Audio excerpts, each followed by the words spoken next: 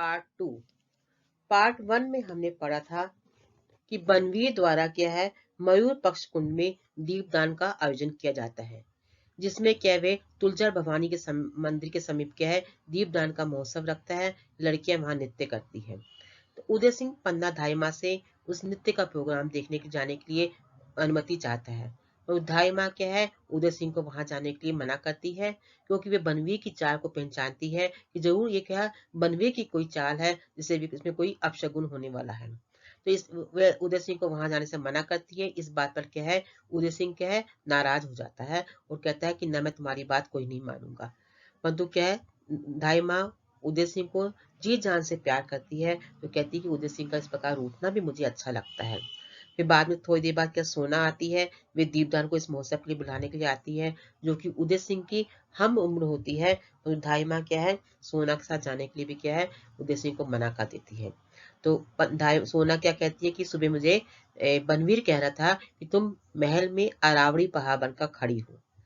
तो इतने बधाई माँ क्या कहती है, यदि मैं पहाड़ बनकर खड़ी हो तो नदी बनकर बहो, जिससे कि तुम्हारा बनवीर तुम्हारे सब दुख को दूर कर देगा। तो इतना हमने पहले दृश्य में पढ़ा था। अभी हम आगे पढ़ेंगे पार्ट 2।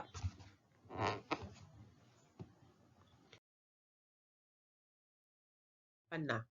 कुंवर उदय सिंह को छोड़ो सोना, वे बहुत थक गए हैं, अब तो सो रहे होंगे।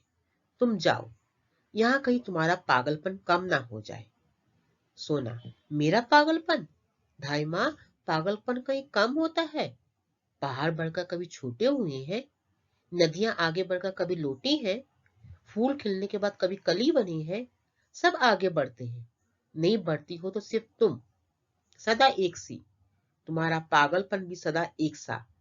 मैं रावल की बेटी हूँ, शायद सामंत की बेटी बनूं, शायद महाराज की बेटी बनूं, कुछ बढ़कर बढ़कर ही बनूंगी, और तुम धाई माँ सिर्फ धाई माँ ही रहोगी। देखो भी यहाँ पर क्या है, जब पन्ना सोना को कहती है कि हाँ भी उदय सिंह सो रहे हैं, अभी थक गए हैं, तुम यहाँ से जाओ, कहीं तुम्हारी बातें से तुमको अपने बताओगे तुम्हारा पागलपन, बनवीर के प्रति जो तुम्हारे मन में पागलपन की धुन सवार है कि बनवीर ये करता है वो करता है, कहीं तुम्हारा यहाँ आके पागलपन कम ना हो जाए। तो सोना क्यों एग्जाम्पल क्या दी थाई माँ को, तुम पागलपन की बात कर रहे हो, पागलपन कभी किसी का कम नहीं होता है। कहीं तुमने आज तक देखा है कि पहाड़ की ऊंचाई जितनी हो जाए, कहीं पहाड़ छोटे नहीं होते। यदि एक बार पहाड़ की ऊंचाई बढ़ गई तो वो ऊंचे ही रहेंगे। नदियों का पानी यदि बढ़कर आगे बढ़ गया, नदी का पानी दोबारा नदी में आकर नहीं लौटता है। फूल खिलने के बाद कभी कली नहीं बनते हैं, सब आगे बढ़ते हैं। नहीं बढ़ती तो सिर्फ तुम ही नहीं बढ़ती, तुम जहाँ ढाई माँ हो, ढाई माँ की दाई माँ हो। मैं तो क्या है, बनवीर के कहे अनुसार चल रही हूँ। मैं अभी क्या है, मंत्री की बेटी हूँ, महामंत्री की बेटी बन जाऊंगी, एक समय आएगा महाराज की बेटी। मतलब वो ऐसे सपना देके बता रही है, धीरे धीरे हम सब आगे बढ़ जाएंगे, तुम ढाई माँ की धाई माँ ही बनी रहोगी। तो ऐसे उदाहरण देकर क्या सोना ढाई माँ से कहती है।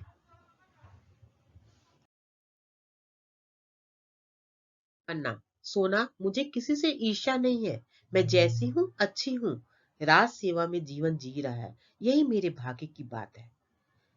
देखो कितनी अच्छी बात पन्ना ने कहा कि मेरा जीवन क्या है, मैं जैसी हूँ, मेरे को किसी से जेलसी नहीं है, किसी से कंपेयर नहीं है कि वो आगे बढ़ रहा है मैं आगे नहीं बढ़ रही।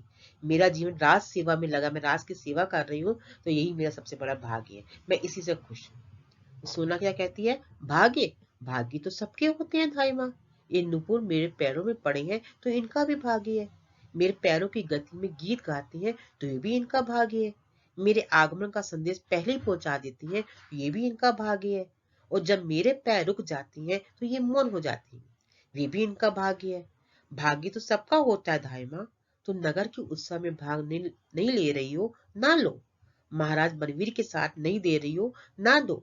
मैं कौन होती हूँ बीच में बोलने वाली? पन्ना। तो क्या मेरे उत्सव में जाने और ना जाने का संबंध बनवीर की इच्छा से है? सोना।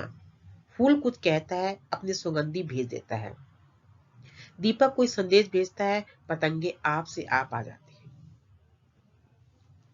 तो जब पन्ना धाईमा ने कहा कि मेरा ये भाग्य है कि मैं राज की सेवा कर रही हूँ, सोना क्या कहती है, भाग्य तो सबके साथ होता है, तो वो अपने भाग्य की बात कर रही हो, मतलब वो अपने उदाहरण दे रही, अपने ही शो करने लगी कि मेरे पैरों में ये नुपुर, नुपुर मतलब जो घुंघरू बनते हुए हैं, कि इनका भाग्य, उनको सौभाग्य है कि मेरे पैरों में मैंने उनको पहना है। मैं जब इनके पहनती हूँ तो मेरे आगमन का संदेश सबको मिल जाता है। पायल की झुनझुन की आवाज से सबको मालूम पड़ जाता है सोना आ रहा है। तो ये क्या है, पायल मेरे पैरों का ही सौभाग्य कान क्या है, उन्होंने पहना है। तो ऐसे वह अपने ही मतलब शान बखाने के लिए क्या है, कई तरह के उदाहरण पन्ना धाइमा से कहती हूँ। तो पन्ना पूछती है, क्या मेरे को ये उत्सव में जाना या ना जाना बनवीर की इच्छा है? क्या बनवीर की इच्छा है, तुम मुझे उसका संदेश लेकर तुम मेरे पास आई हो? क्या बनवीर चाहता है कि मैं वहां पर आऊं? वैसे मैं जानती हूँ इस दीपक की आग में मैं जल जाऊंगी। सोना, तो कुंवर को भेज देती, उनको तो कोई आग न छू सकती।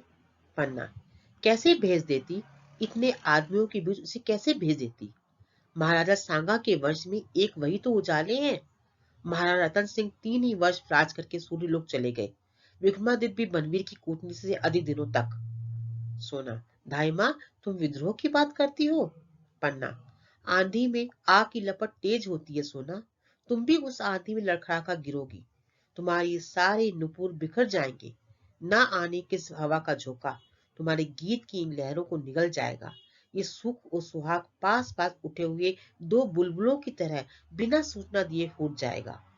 चित्तौड़ राग रंग की भूमि नहीं है, जौहर की भूमि है। यहाँ आग की लपटें नाचती है, सोना जैसी रावण की लड़कियां नहीं। यहाँ पर अभी क्या है, पन्ना धाइमा क्या कह रही है कि तुम इस दीपक की आग जो बनवी के बनाए हुए जाल में तुम उसके लालच में लोभ लाए में आ रही हो, तुम एक समय आएगा तुम उसी क्या है इस लालच में फंसकर तुम क्या अपने आप को तुम जला दोगे। तो सोना क्या कहती है, तो कुंवर को भेज दो, तुमको नहीं आना। ये तो कुंवर को तो कोई कुछ नहीं हो सकता, उसको तो कोई आंख नहीं छू सकती। वो तो बनवीर की चाल, मतलब सोना ये कहना चाह रही है कि उदय सिंह बनवीर क्या है, उदय सिंह का कोई नुकसान नहीं करेगा। तो पन्ना क्या बोलती, मैं कैसे भेज देती इतनी आदमियों के बीच? महाराणा सांगा की वंश का एक ही वो उजाला है जो आगे क्या है राजगद्दी पर बैठेगा। और मेरा मैंने काम तो क्या है, मुझे इसकी संरक्षिका का पद है कि मेरे को उदय सिंह की रक्षा करनी है। तो मेरा फर्ज है कि इसको मैं उसकी रक्षा करूंगी। तो महाराजा रतन सिंह के बोलती कि हाँ वो भी 3 वर्ष पहले चले गए। विक्रमादित्य भी क्या है बनवीर की कूटनीति से क्या है जाल में उसके फंसता रहता है, उसके लालच में आता रहता है, तो वो भी अधिक दिन तक नहीं रह पाएगा। तो सोना क्या कहती है, धाई माँ तुम विद्रोह की बात क्यों करती हो? तो पन्ना कहती है, जिस प्रकार क्या है आंधी आती है, ये हवा का झोंका आता है तो आग लगी होती है तो आग और अधिक फैल जाती है।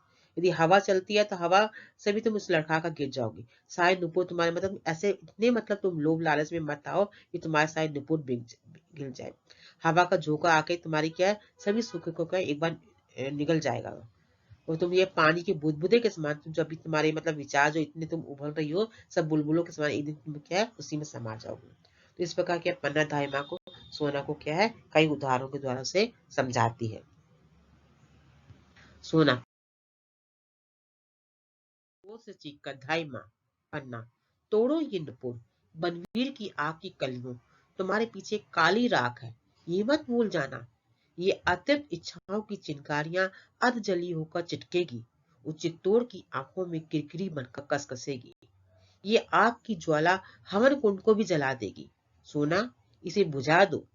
तुम्हारे इस त्योहार से चित्तौड़ परिचित नहीं है। यहाँ का त्योहार आत्म बलिदान है। यहाँ की गीत मातृभूमि की वंदना का गीत है। उसे सुनो और समझो। सोना शांत स्वर में, समझ लिया धाई माँ। पन्ना, तो जाओ यहाँ से। देखना इस त्योहार के पीछे कोई कूटनीति न हो। बनवीर से पूछना इस रास रंग का क्या अर्थ है। सोना, वे मेरी समझ में नहीं आएगा धाई माँ। पन्ना, तो जाओ दिशाओं की तरफ उसकी हंसी में डूबी रहो, तुमसे प्रतिध्वनि भी ना निकल सके। यहाँ पर सोना क्या है पन्ना दाइमा क्या है सोना को कई तरह से समझाती है कि चित्तौड़ की क्या है ये रास रंग की भूमि नहीं है। यहाँ चित्तौड़ जो हमारा गढ़ है एक आत्म बलिदान का है कि लोग यहाँ पर क्या ऐसे ये बनवीर के द्वारा रचाए हुए रास रंग में नहीं डूबे रहते हैं। यहाँ पर लोगों के मतलब है कि जो वीर पुरुष वही माना जाएगा तो मातृभूमि के लिए कुछ कर सके। ऐसे रास रंग में डूबे रहने से या त्योहार का आयोजन कर लेने से कोई यह राज्य की उन्नति नहीं है। और तुम क्या है इस मंदिर के बनाई हुई दिशाओं में तुम जा रही हो तो एक दिशाओं की तरह तुम उसकी हंसी में तुम डूबी रहो, तुमसे प्रतिध्वनि भी ना निकल सकेगी। प्रतिध्वनि मतलब एक समय आएगा कि तुम कुछ बोलना चाहोगी, तुम्हारी बात का कोई विश्वास ही नहीं करेगा।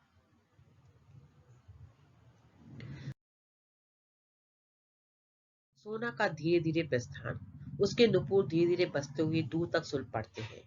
पन्ना, अंधेरी रात, वे रास रंग, नगर के सब लोगों का अभाव, कुंवर उदय सिंह के बुलावा, ये सब क्या है? चंदन का प्रवेश। चंदन, दूर से पुकारते हुए, माँ माँ। पन्ना, क्या मेरे लाल? चंदन, माँ इतनी कविता बनाने वाली, इतने गीत गाने वाली, इतना नाचने वाली सोना धीरे धीरे कैसे जा रही थी? गुमसुम, जैसे किसी ने सांप का जहर खींच लिया हो। पन्ना, सांप का जहर? चंदन, हाँ जहरी तो है ही। जब बोलती है तो बातों की ऐसी चोट करती है कि कुछ कहते ही नहीं बनता। वे तो हमेशा उछलती कूदती आती थी, आज तो जैसे उसके पैर में मोच आ गई हो। पन्ना, आई थी कुंवर को बुलाने, अपना नाच दिखलाने, मैंने कुंवर को नहीं जाने दिया तो बुरा मान गई। तो देखो अभी यहाँ पर हमारे क्या है, चंदन का मतलब दृश्य बताया गया है, जो कुंवर पन्ना ढाई माँ का असली बेटा होता है। वो जब देखती है कि हाँ सोना को जाते हुए देखता है कि सोना हर समय हंसती उछलती कूदती वहां आती है, तो आज जब धाई माँ ने उसको कुछ अपनी बनवी के बारे में कह दिया, वो कहा तुम उसके जाल में ना हो, तो उसको मतलब एक तरह से वो लगता है, तो बड़ी वो ऐसे जाने का उसका जो ये था कि बहुत शांत मन से जा रही थी, तो उसको देखकर चंदन क्या है अपनी माँ से पूछता है कि आज इसको सोना को क्या हो गया, जो इतनी कविता बनाती, इतने नाच गाने नाचने वाली लड़की आज कैसे जा, ऐसे लगा था जैसे किसी ने सांप उसको किसका जहर सांप ने उसका जहर खींच लिया हो, या किसी सांप ने उसको काट लिया हो। तो दाइमा क्या बोलती है, सांप का जहर? हाँ जहरी तो मतलब सांप का जहर मतलब, अब इस चंदन भी यही कह रहा है, जो बात दाइमा कहती है कि हाँ ये जहरी सांप जैसे बनवी जहरा सांप है, तो ये सांप का दस क्या इसको भी जल देगा, कि ऐसे बोलती है, मतलब चंदन कह रहा है कि सोना ऐसे बात करती है कि उसकी बातों में जैसे कि जहरीली बातें उगलती है। तो आज उसको देखकर ऐसे लगा इसको क्या सांप ने सूंघ लिया है। चंदन, हाँ माँ, कुछ दिनों से कुंवर हमारे साथ नहीं खेलते, इसी के यहाँ चले आते हैं। मैं भी उनके पीछे आता हूँ, वे कुंवर की ओर देखती है और कुंवर उसकी ओर देखते हैं। कहते तो कुछ नहीं, बस देखते हैं। पता नहीं इस तरह देखने से क्या होता है माँ। तो अभी क्या चंदन क्या बोल रहा है, ढाई माँ को क्या बताता है कि कुंवर भी क्या है आजकल क्या है, कुंवर के साथ खेले, मतलब कुंवर मतलब उदय सिंह की बात कर रहा है, खेलने जाता हूँ तो कुंवर उदय सिंह क्या है सोना के साथ ही खेलते हैं, क्योंकि सोना को उनकी हम उम्र है, तो मैं उसके पीछे पीछे उनके साथ भी चला जाता हूँ, पर तो कुंवर सोना को देखते रहते हैं और सोना क्या कुंवर को देखती रहती है। दोनों एक दूसरे कुछ बोलते नहीं है, मतलब पता नहीं इस देखने में क्या होता है। पन्ना, कुछ नहीं, लोग देवता के दर्शन करते हैं ना तो उन्हें आनंद मिलता है। मैं कुंवर से कह दूंगी कि वे भी देवता की तरह देखा करें, सोना की तरह नहीं। चंदन, तो सोना बुरा ना मान जाएगी माँ? पन्ना, लोगों के बुरा मानने से क्या होता है, भगवान को बुरा नहीं मानना चाहिए। तुम तो किसी को नहीं देखते चंदन। चंदन, देखता हूँ माँ, पहाड़ी खरगोश को। ओ, कैसी छलांग भरता है माँ, जैसे उसमें बिजली भरी हो। पलक मारती पहाड़ की उस चोटी से उस चोटी पर पहुंच जाता है। पहाड़ी खरगोश से बढ़कर और कौन सी चीज है यहाँ, उसे देखकर फिर किसी को देखने की इच्छा नहीं होती। पन्ना, पहाड़ी खरगोश का क्या कहना है चंदन, उसी तरह वीरों को भी धावा करना चाहिए। अब जहाँ चंदन क्या है उदय सिंह की बात धाई माँ को बताता है कि क्या है सोना को दिखता है, सोना उसको देखती है, तो पन्ना क्या क्वेश्चन करती है, क्या तुम किसी को नहीं देखते? तो चंदन देखो एक भोला भला सीधा सा लड़का क्या बोलता है, मैं पहाड़ी खरगोश को देखता हूँ, बाहर खड़ा होता हूँ, खरगोश क्या है एक पहाड़ से दूसरे पहाड़ में छलांग लगा रहे हैं, तो मैं उनको देख कर ही क्या है अपने इच्छा की पूर्ति करता रहता हूँ। तो पहाड़ी खरगोश का क्या कहना चंदन, उस तरह वीरों को भी धावा करना चाहिए। तो धाई माँ क्या कहती है, तुमको वीर पुरुष बनना है, तुम खरगोश देखने से कुछ नहीं होगा, तुमको वीरों की तरह क्या है मतलब ऐसा तैयार रहना चाहिए तुम्हें भी, आगे हमारे समय में क्या होने वाला है कि कौन हमारे दुश्मन पर धावा करेंगे, उसके लिए तुमको तैयार रहने के लिए भी ये रणनीति से परिचित होना जरूरी है।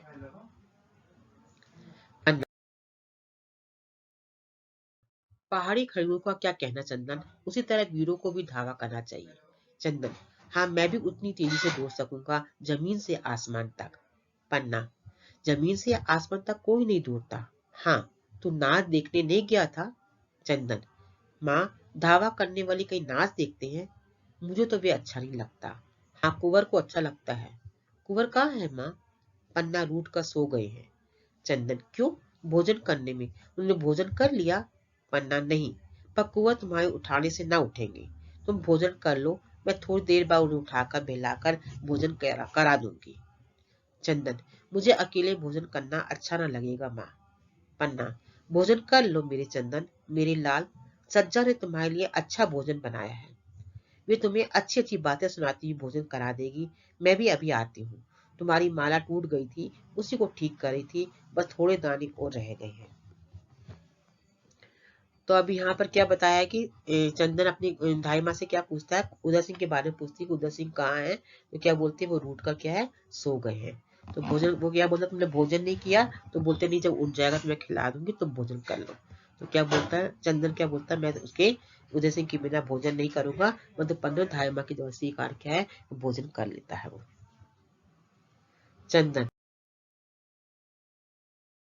माँ, कल कुंवर की माला भी ठीक कर देना, वे भी टूट रही है, सोना ने उससे पकड़कर खींच दिया था। अभी यहाँ पर क्या बताया है कि धाई माँ क्या कहती, चंदन को, तुम्हारी माला टूट गई, मैं माला पिरोकर तुमको खाना परोसने आती हूँ। तो चंदन क्या कहता है कि उदय सिंह की भी माला टूट गई है, सोना ने पकड़कर खींच लिया था, तो उस माला को भी पिरो दो।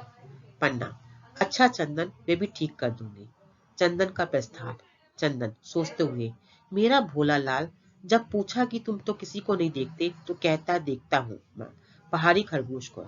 हंसते हुए, पहाड़ी खरगोश को, वाह रे मेरी चंदन, कहता है धावा करने वाले कई नाच देखते हैं, वे तो दौड़ते हैं जमीन से आसमान तक, जमीन से आसमान तक। एकाएक घर की कुछ चीजों के गिरने की धमक, शीघ्रता से सांबली का प्रवेश।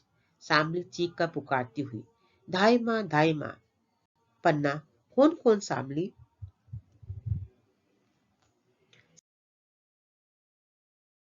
सांबली बिलकते हुए, धाई माँ, धाई माँ, कुंवर कहाँ है, कुंवर जी कहाँ है। पन्ना, क्यों, कुंवर जी को क्या हुआ। सांबली, उनका जीवन संकट में है। पन्ना, कहाँ, कैसे, ये तुम क्या कह रही हो। सांबली, उनका जीवन बचाओ धाई माँ। पन्ना चीख कर, सांबली कहाँ है कुंवर जी। तो देखो अभी यहाँ पर क्या बताया है कि इतने में क्या है, इन लोग उदय से धायमा और चंदन की बात होती है, जितने में शामली आ जाती है। शामली क्या है, मतलब धायमा का मतलब उनकी बोलेंगे समर्थक होती है कि बनवी की चाल क्या चाल चल रहा है, वो आके क्या है धायमा को बताती जाती है। तो अचानक आके क्या बोलती है कि हाँ धायमा का जीवन संकट में है, धायमा को बचा लो, उसको सचेत करने, मतलब धायमा को सचेत करने आ जा रही है कि बनवी कुछ ना कुछ गलत चाल चल रहा है, उसने महाराजा विक्रमादित्य को मार दिया, अभी वो क्या है, कुंवर उदय सिंह की भी हत्या करने आने वाला है। तो वो धीरे से पहले आकर चेतावनी दे जाती है कि तुम कुंवर उदय सिंह की रक्षा कर लो। तो हमारे दूसरे दृश्य में अभी क्या है, हम यहीं तक पढ़ेंगे। आगे तीसरे दृश्य में हम आगे की एकांकी का वाचन करेंगे। धन्यवाद।